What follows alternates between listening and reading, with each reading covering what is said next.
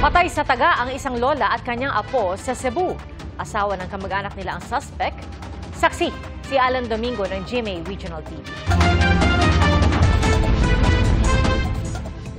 Nakakulambo pa ang 68 anyos na si Evelyn Jaime at kanyang 5 taong gulang na apong si Gail Jaime Gugay nang matagpo ang patay sa loob ng kanilang bahay sa Compostela, Cebu.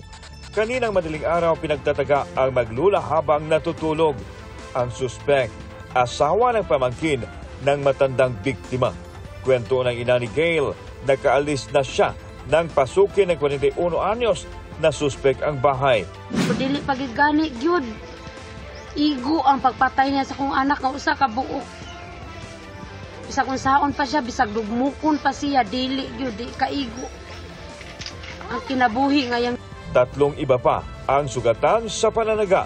Arestado ang suspect matapos siyang gulpihin ng mga tao sa lugar.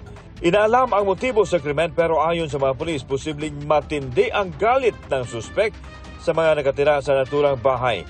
Gumagamit din daw ng droga ang suspect. May kanang pagplano ang iyang ibuhat. Kaya kanang gituyo man niya kanang nanangit-ngit pa. Kanang orasa. Gamitan gid niya ginigiban.